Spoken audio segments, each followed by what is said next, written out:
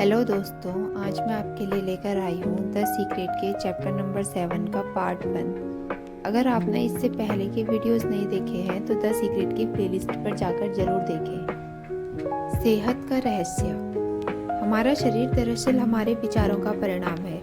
हम चिकित्सा विज्ञान में यह समझना शुरू कर रहे हैं कि विचारों और भावनाओं की प्रकृति हमारे शारीरिक स्थिति, तंत्र व क्रियाओं को निर्धारित करती है।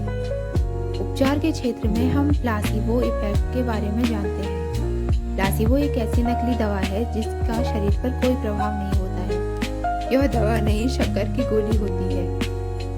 आप मरीज को प्लासिबो देते समय कहते हैं कि यह प्रभावी दवा है और प्लासिबो का प्रभाव असली उपचारक दवा जैसा होता है। शोधकर्ताओं ने पता लगाया कि इंसान का मानसिक उपचार में सबसे बड़ा तत्व है। कई बार तो यह दवा से भी ज़्यादा महत्वपूर्ण होता है। रहस्य के प्रभाव के बारे में जागरूक होने के बाद आप ज़्यादा स्पष्टता से इंसानों के जीवन में निहित सच्चाई को देख पाएंगे, जिसमें सेहत का क्षेत्र शामिल है।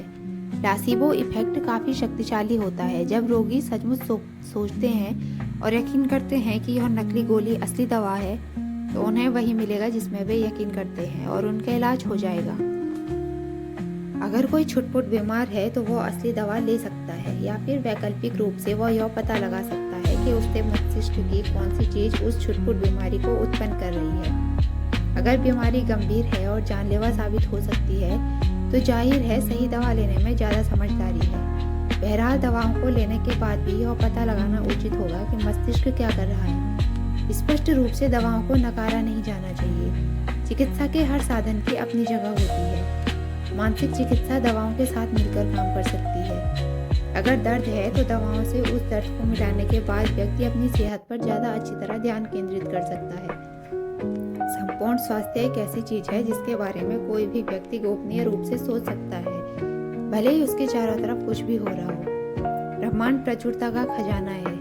जब आप ब्रह्मांड की प्रचुरता महसूस करने के लिए अपने दिमाग के दरवाजे खोल लेते हैं तो आप रोमांच, खुशी, आनंद और वे तमाम अच्छी चीज़ें महसूस करेंगे जो ब्रह्मांड आपको दे सकता है। अच्छी सेहत, अच्छी दौलत, अच्छा स्वभाव। लेकिन जब आप नकारात्मक विचारों से अपने दिमाग के दरवाजे बंद कर लेते हैं तो आपको परेशानी महसूस होगी, दर्द महसूस होगा, पीड़ा महसूस होगी और हर दिन दर्द भरा महसूस होगा। हमारे पास हजारों बीमारियां और दवाएं हैं, लेकिन वे सिर्फ कमजोर कड़ी है। सभी बीमारियां सिर्फ एक चीज़ के कारण होती है, तनाव। अगर आप किसी कड़ी या सिस्टम पर ज़्यादा दबाव या तनाव डालते हैं तो वो कड़ी टूट जाती है। सारा तनाव एक नकारात्मक विचार से शुरू होता है जिस पर काबू नहीं किया गया। इसके बाद वैसे ही दूसरे विचार आ धमकते हैं और अंततः तनाव प्रकट हो जाता है। तनाव परिणाम है, लेकिन कारण नकारात्मक चिंतन है। और यह सब एक छोटे नकारात्मक विचार से शुरू हुआ था। चाहे आपने जो भी उत्पन्न किया हो, आप उसे बदल सकते हैं एक छोटे सकारात्मक विचार से, और फिर उसके बाद एक और सकारात्मक विचार से। हमारा शारीरिक तंत्र हमें फीडबैक देने के लिए बीमारी उत्पन्न करता है। इसके माध्यम से यह हमें बताता है कि हमारा दृष्टिकोण संतुलित नहीं है या हम प्रेमपूर्ण और कृतज्ञ नहीं है। शरीर के संकेत और लक्षण कोई भयंकर चीज नहीं है। डॉक्टर डे मार्टिनी हमें बता रहे हैं कि प्रेम और कृतज्ञता हमारे जीवन से सारी नकारात्मकता को बाहर कर देंगे, चाहे नकारात्मकता कितनी भी बड़ी हो। प्रेम और कृतज्ञता समुद्र में रास्ता बना सकते हैं, पहाड़ हिला सकते हैं और चमत्कार कर सकते हैं। इसी तरह प्रेम और कृतज्ञता किसी भी बीमारी का इलाज कर सकते हैं। अक्सर लोग यह सवाल पूछते हैं, जब कोई व्यक्ति अपने शरीर रूपी मंदिर में कोई बीमारी उत्पन्न कर लेता है या अपने जीवन में किसी तरह की परेशानी ले आता है, तो क्या सही सोच की शक्ति से इसे सुधारा जा सकता है? जवाब बिल्कुल स्पष्ट है, हाँ। मुझे ब्रेस्ट कैंसर हो गया था। मुझे अपने दिल में पूरी आस्था और सच्चा विश्वास था कि मैं ठीक हो चुकी हूँ। हर दिन मैं कहती थी मेरे उपचार के लिए धन्यवाद। लगातार मैं कहती थी मेरे उपचार के लिए धन्यवाद। मैंने अपने दिल में यकीन कर लिया कि मैं ठीक हो चुकी हूँ। मैंने खुद को इस रूप में देखा जैसे कैंसर मेरे शरीर में कभी था ही नहीं।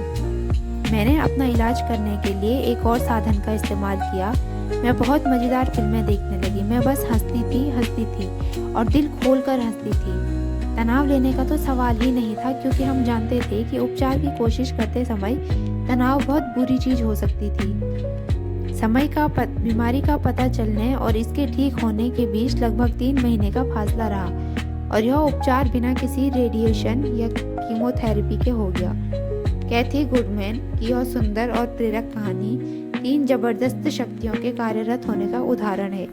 उपचार के लिए कृतज्ञता की शक्ति, मनचाही चीज पाने के लिए आस्था की शक्ति और हमारे शरीर की बीमारी बाहर निकालने के लिए हंसी व खुशी की शक्ति। कैथी अपने उपचार में हंसी शामिल करने के लिए इसलिए प्रेरित हुई क्योंकि उन्होंने नॉर्मन कजिन्स की कहानी सुन ली थी।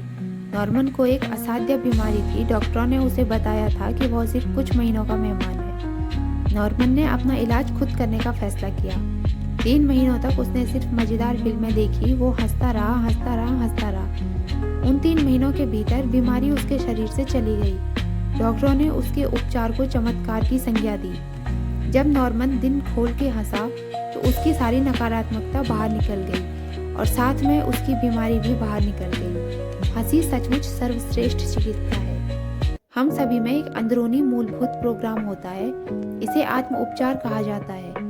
जब आपको कोई घाव होता है तो वह दोबारा ठीक हो जाता है। जब आपको बैक्टीरियल इन्फेक्शन होता है तो प्रतिरोधक तंत्र उससे मुकाबला करके शरीर को ठीक कर देता है। प्रतिरोधक तंत्र अपना इलाज खुद करने के लिए बनाया गया है। बीमारी स्वस्थ भावनात्मक अवस्था वाले शरीर में नहीं रह सकती है। हमारा शरीर हर सेकंड लाखों कोशिकाओं को बाहर निकाल रहा है और साथ ही और लाखों नई कोशिकाएं बना भी रहा है। सच तो यह है कि हमारे शरीर के कुछ हिस्से हर दिन बदलते हैं। कई हिस्से कुछ महीनों में बदलते हैं और बाकी कुछ सालों में।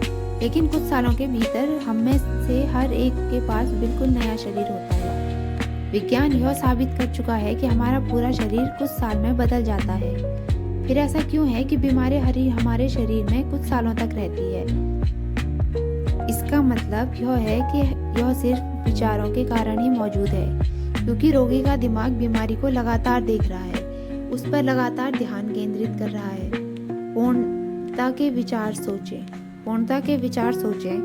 बीमारी उस शरीर में नहीं रह सकती जिसमें सद्भावनापूर्ण विचार हो। जान लें कि सिर्फ पूर्णता ही सच है।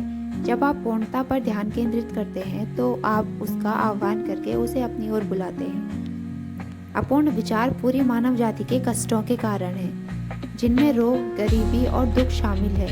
नकारात्मक विचार सोचते समय हम खुद को अपना सही विरासत से अलग कर लेते हैं। इसके बजाय यह घोषणा करें और विश्वास रखें, मैं सिर्फ आदर्श विचार सोचता हूँ, मैं सिर्फ आदर्श चीजें देखता हूँ, मैं आदर्श हूँ। मैंने अपने शरीर से कठोरता और सुस्ती को बाहर निकाल दिया। मैंने अपने शरीर को किसी बच्चे के शरीर की तरह लचीला और आदर्श देखने पर ध्यान केंद्रित किया। कुछ समय में ही जोड़ों का दर्द और कठोरता गायब हो गई। सच तो यह है कि मैंने यह काम रातों रात कर लिया। इसी तरह बुढ़ापे की धारणाएं भी हमारे मस्तिष्क में ही होती है। वैज्ञानिक दृष्टि से हमारा शरीर बहुत कम समय में ही बिल्कुल नया हो जाता है। बुढ़ापा सीमाबद्ध चिंतन है, इसीलिए इससे संबंधित विचारों को अपनी चेतना से बाहर निकाल दें और यह जान लें कि चाहे आपने अपने दिमाग में कितने ही जन्मदिन मना लिए हो, आपका शरीर सिर्फ चंद महीनों पुराना है। जब आपका अगला जन्मदिन आए तो खुद पर एक एहसान करें। इसे अपने पहले जन्मदिन की तरह मनाएं। अपने केक पर 60 कैंडल न लगाएं जब तक कि आप बुढ़ापे का आह्वान करके उसे अपनी तरफ न बुलाना चाहें। दुर्भाग्य से पाश्चात्य समाज बुढ़ापे पर बहुत ज़्यादा ध्यान केंद्रित करता है, जबकि वास्तव में ऐसी कोई चीज होती ही नहीं है। सोचने के माध्यम से आप आदर्श सेहत, आदर्श शरीर, आदर्श वजन और अपना चिर यौवन पा सकते हैं। आप पूर्णता की निरंतर सोच से इसे हकीकत बना सकते हैं। मान लीजिए आपको कोई बीमारी है।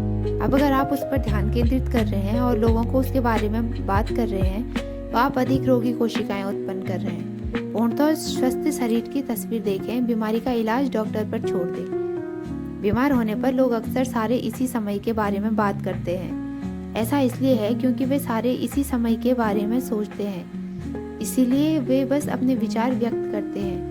अगर आप थोड़े बीमार महसूस कर रहे हो तो उस बारे में बात न करें जब तक कि आप उस स्थिति में ज़्यादा समय ना रहना चाहते हो। जान लें कि आपका विचार सबसे महत्वपूर्ण है, इसलिए इस विचार को ज़्यादा से ज़्यादा बार दोहराएं। मैं बिल्कुल बढ़िया महसूस करता हूँ, मैं बिल्कुल बहुत बढ़िया महसूस करता हूँ, और इसे सचमुच महसूस करें। अगर आप बहुत बढ़िया महसूस न कर रहे हों और कोई पूछे कि आप कैसा महसूस कर रहे हैं तो बस इस बारे में कृतज्ञ रहें कि व्यक्ति ने आपको बढ़िया महसूस करने के विचार सोचने की याद दिलाई है। सिर्फ अपनी मनचाही चीज़ के बारे में ही बोलें। आप किसी चीज़ को तब तक नहीं पकड़ सकते जब तक कि आप यह ना सोच लें कि आप ऐसा कर सकते हैं। आप कोई काम कर सकते हैं, यह सोचना विचार द्वारा उसे अपने पास आने का आमंत्रण देना है। लोगों की बीमारी का विस्तृत ब्यौरा सुनते समय भी आप अपनी बीमारी को आमंत्रित कर रहे हैं। दूसरों की बीमारी का ब्यौरा सुनते समय आपका पूरा विचार और ध्यान बीमारी पर केंद्रित है।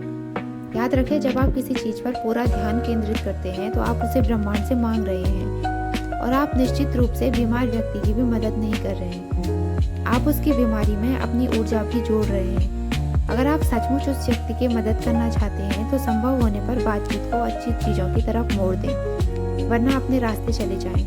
जाते हुए उस व्यक्ति को स्वस्थ होने की सशक्त विचार और भावनाएं देकर जाएं और बात वहीं खत्म कर दें। मान लें आपके पास 2 लोग हैं जो एक ही चीज़ के शिकार हैं।